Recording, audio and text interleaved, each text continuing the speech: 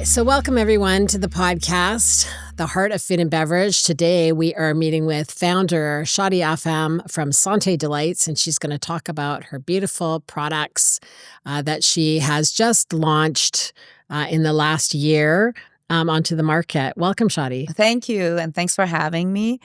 So I mean, my products. It started with a little idea I had with a vision, and now it's out there, and they're pretty much considered as healthy, indulging treats. So the whole concept was to blend kind of the fitness protein kind of idea into the whole sweet and pastry and blend it together and come up with something that really feels healthy when you're having it, and it gives you that, but also is indulging, and it has it.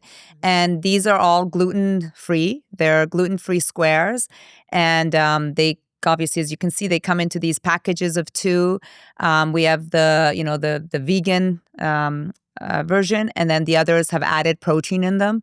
And the whole concept of it was to have it with, source of protein, source of fiber, and low sugar, where people can enjoy at any time. One of the things that I thought was so cool about really working with you has been that we've been able to work with you from kind of inception to launch, and we know it's been like a few launches. But I would love it if you would kind of tell a little bit of that story and walk through the folks that are watching, because a lot of folks that are watching are people that have brands or that are thinking about making products. And so that's kind of the crowd you're speaking to, are really those newbies that are coming out and thinking about, is this for me? And so maybe you can speak a little bit about what this path has been like for you. It's been an amazing one. I would say it's been really a roller coaster ride, with the highs and lows. And I consider it like, I don't know, fixing a bike or making a plane and riding it and flying it at the same time. And that was what I thought would be like, I have this homemade recipe and it's great. It's, the taste is fine. And even with that, after like, a year and a half of 2 years of homemade recipe changing, I thought, okay, great. I have this vision, I have this passion, no problem. It's going to just come out into the market. And it's been crazy. It's in the whole way of getting it. And I think a lot of things that I was dealing with was really this battle between taste and texture and, whether it was the quality and then that perfectionist of what it is I wanted. And I was, I guess, in a way I didn't think I was, but I was all over the place. And I think I had a vision in mind, which was great. I believed in it. I had a passion for it. But what I didn't notice was I cannot have everything. Right. And I think so I came, with this vision, obviously, after working with it. And I was just very lucky to run across, Good to Grow. Because I think what they did with me is they took my vision and they aligned it. Right. And they put order to it. They put discipline to it.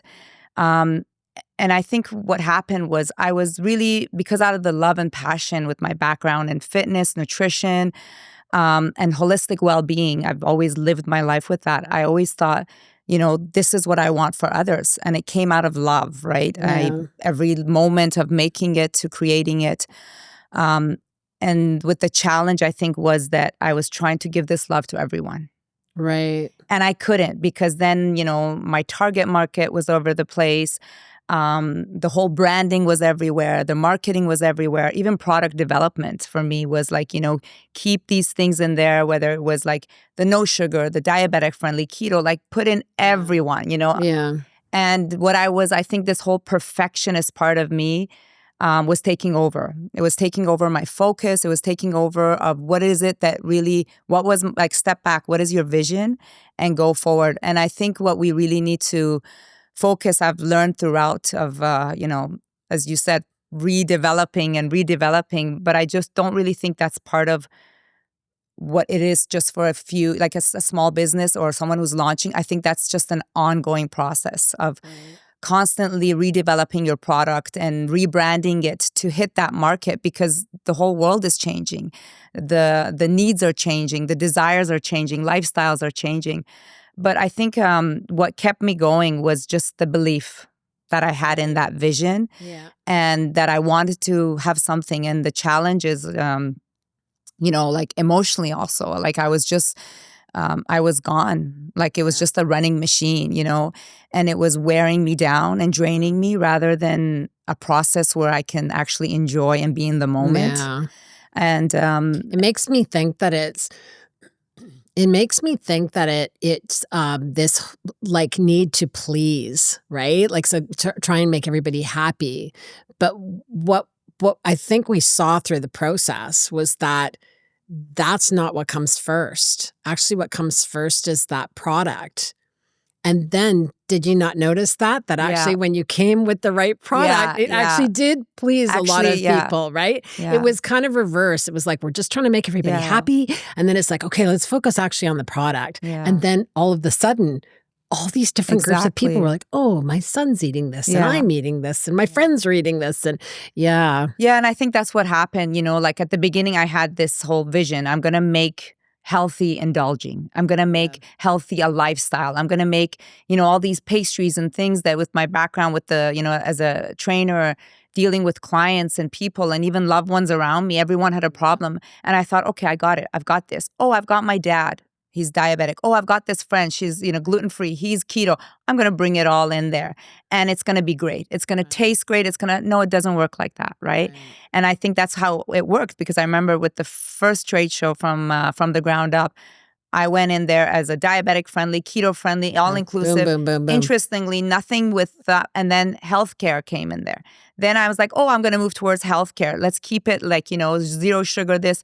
And then I'm like, well, then what about all those health-conscious people that you were focusing on? They want a treat. It doesn't taste good. Mm-hmm. And so, and that's what it is. But you're right. The moment I stepped back from it and just focused on the product and nothing more and not the client base, then it just hit everyone from kids to seniors to fitness to just health conscious people, everyone from women to men. And it was, it's been an amazing such a journey. Hey? Yeah, such a journey. So when did you start? So just share with everyone when you actually started this journey. Yeah, so it went, I've always been doing these little treats and, food kind of, I guess, makeup stuff for clients. But I think around like 4 years ago, the concept came.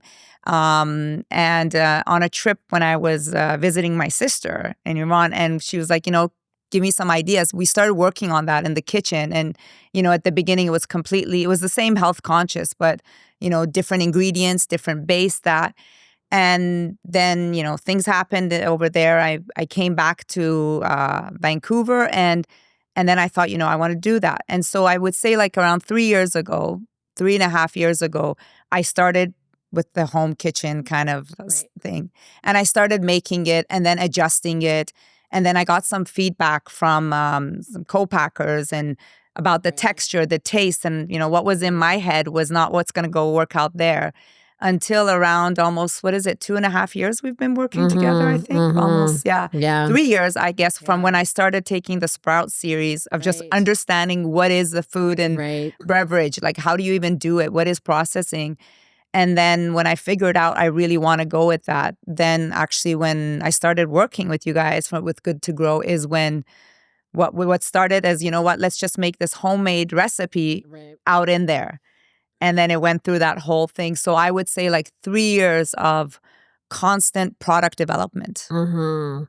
And we're talking, it's funny because, I was filming some things this morning for Instagram, and it's like, and I think even in the last few days, I've been giving people this advice, like, you have to slow down a bit. You actually don't need to run top speed because there's so many things you have to think about, right? Like, this has been a journey for you that is not months in the making, right? It's years in the making. Yeah. So. Yeah, it is. I mean, I think it's interesting because my whole background is fitness, nutrition, holistic well-being, and I practice that, I teach that, I preach that. Yeah. And for a moment, I lost it in the process because I was so overwhelmed with getting this product to perfection and getting it out there and launching. And I was really looking at the end result, Right. which I forgot the moment. Right. And I think at one point, which is interesting because I just stepped back and I thought, you know what? The whole purpose of this product and the vision and the love behind it is, which it was made out of love, was for self-care. Right. Something to indulge in, to take care of yourself, like our body, like food is one of the things of life, right? Living and indulging. And so I learned to be more grounded. You know, I learned to step back and to take time for me and to understand that it's okay. It's okay not to be okay. It's okay to be overwhelmed. And we lose ourselves. We forget about ourselves. We forget to pause.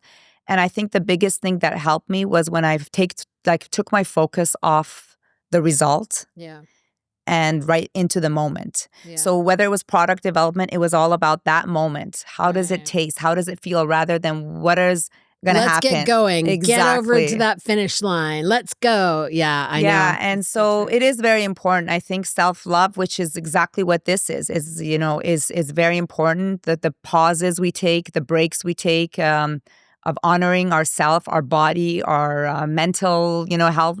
Everything is a package. Otherwise, it cannot work. Yeah, and maybe share with the folks that are listening around your kind of journey, because you live half the time in Paris. Yeah. So this idea was born of almost a mix of your healthy lifestyle and what you come from of fitness, and also marrying this whole French culture and decadence and right? Yeah, and it's interesting because I myself I was born in Iran, moved to Vancouver when I was like 5, so pretty much home is here as well. But that whole flavors and that is also a part of it. To combine the beauty and the spices and the fruits and everything to bring out flavors. We don't need additives. We don't need preservatives. The natural, course of nature brings it out. Right. And obviously, when I was here, the whole fitness and nutrition background and holistic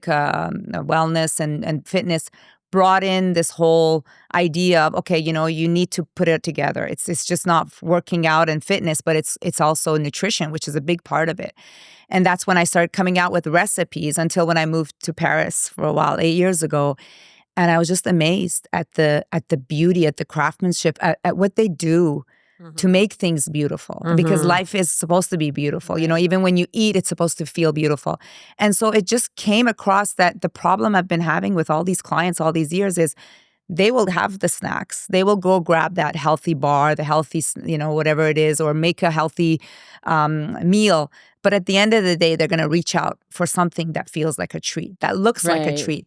And so I brought out all this beauty and that I see in Paris, with whatever, whether it's fashion, whether it's food and lifestyle and everything, they bring it out.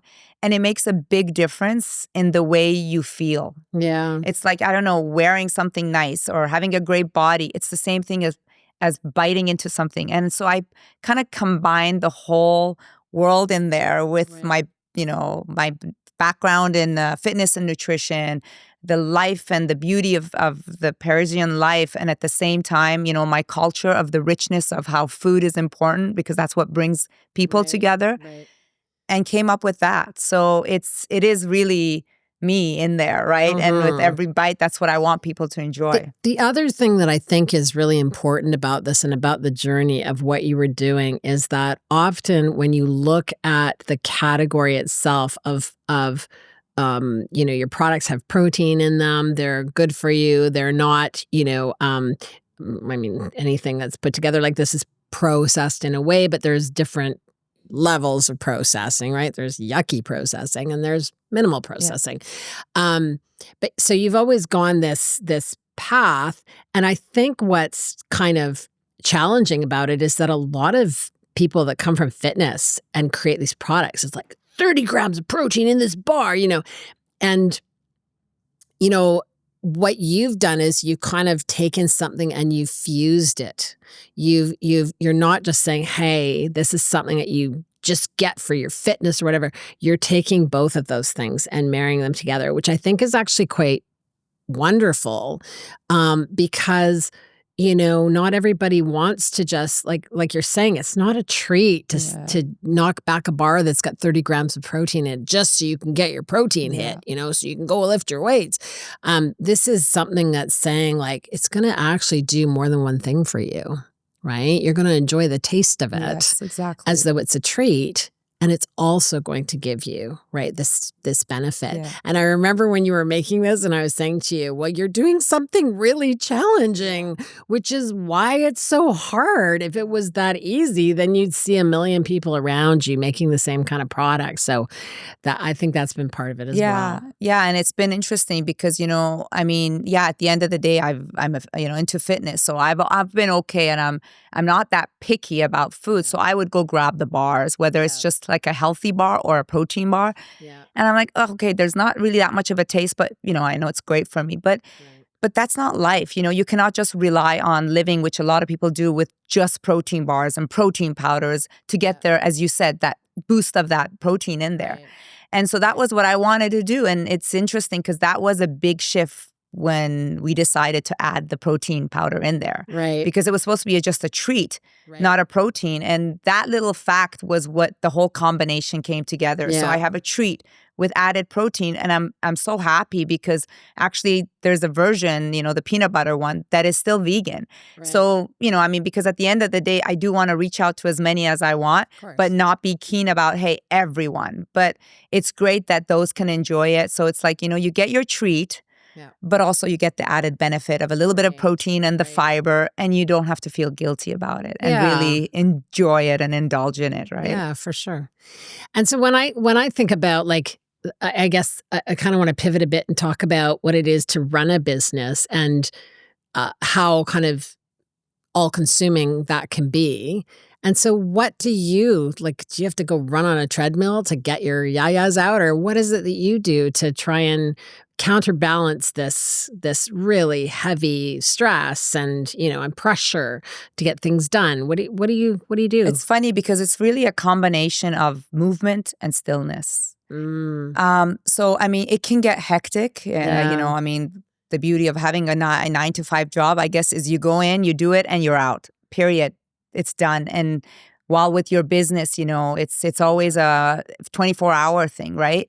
And yes, there's a lot of toll, a lot of burden, a lot of responsibilities, a lot of costs, but I think workout has been the best thing for me. Fitness has just been, it's always been like that for all throughout my life of surviving. It always helped me get through things because it just releases.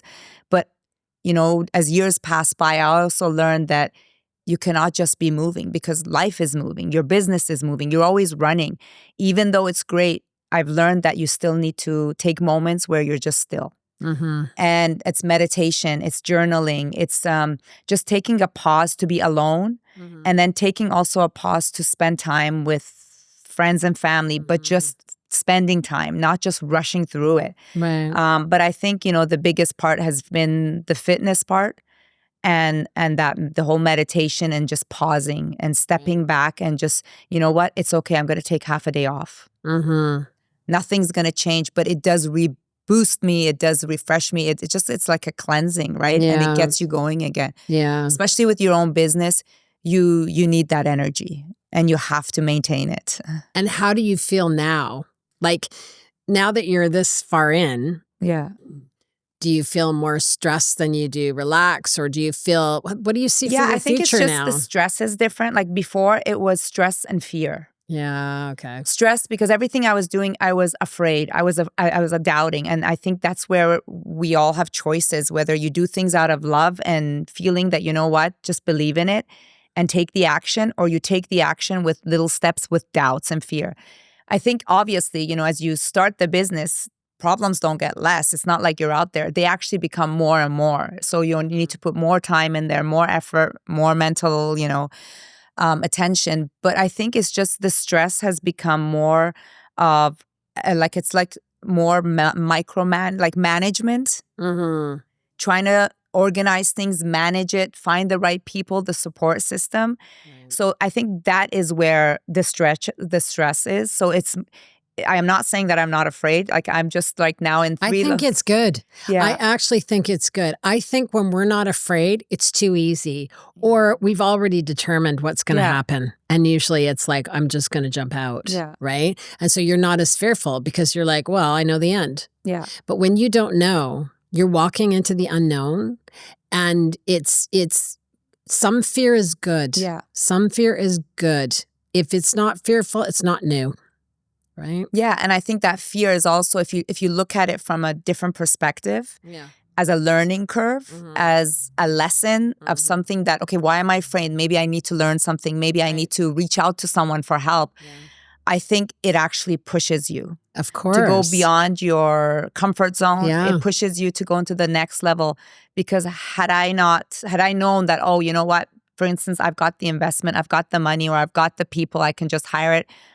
What would it be right now? Like, what would I have felt right now? So I think it's, if you just learn how to manage those fears. Right. On how to look at it. Yeah.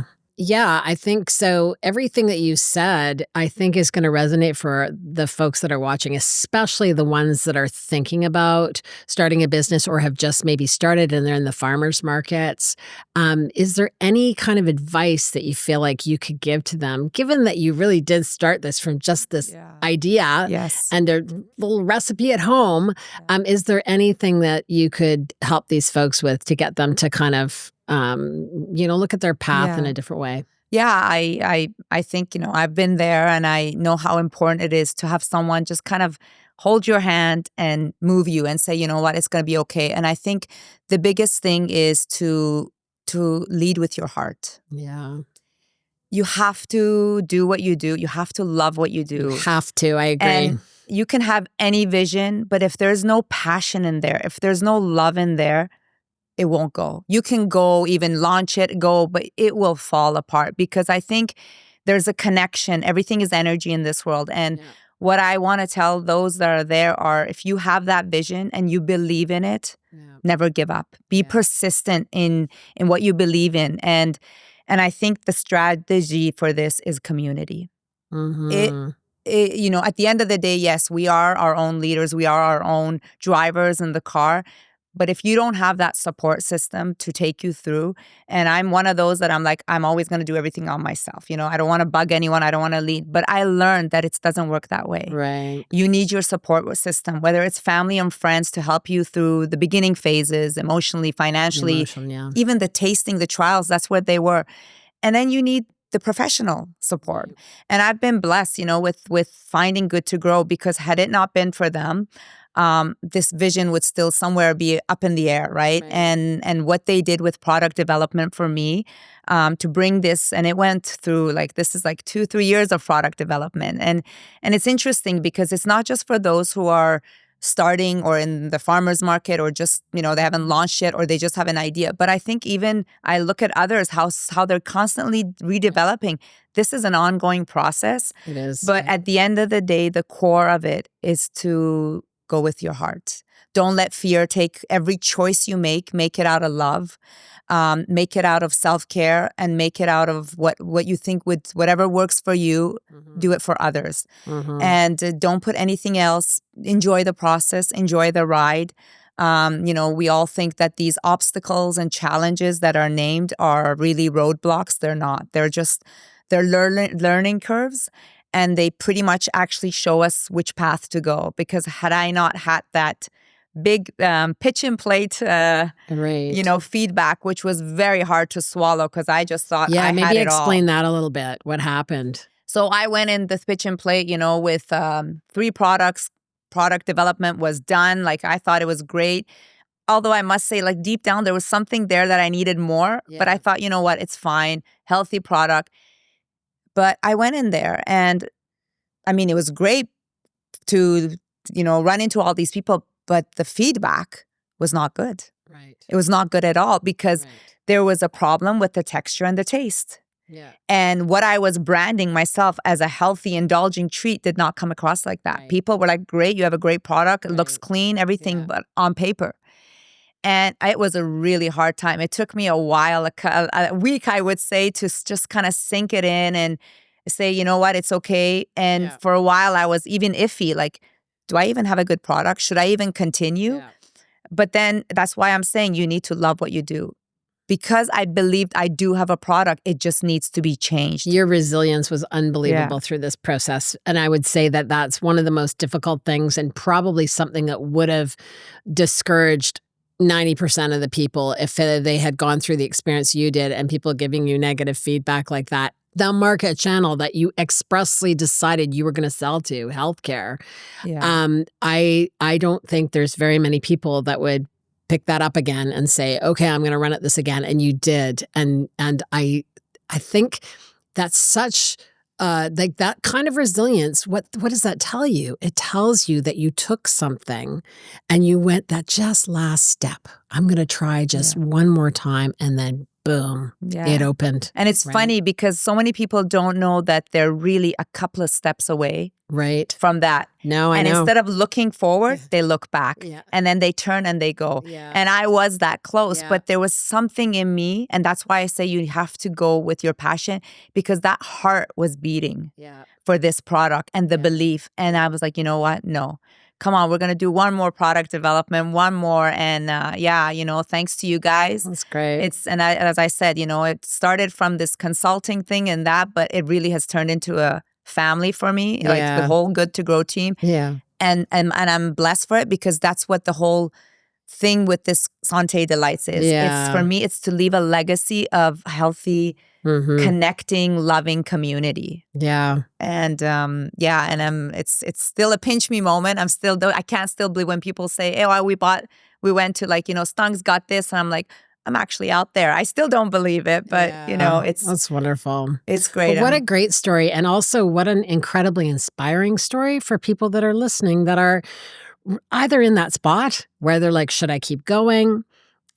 Or they're just starting out and they're thinking, this seems like an impossible journey. I think really what you're doing is you're just pointing people back to themselves. Yes. And saying, come from your heart. And this is the Heart of Food and Beverage podcast. Keep your vision. Exactly. The heart. It all goes back there. Have your vision. Believe in it. Be persistent. And grab the support. Amazing. Grab the support. And there's nothing's impossible.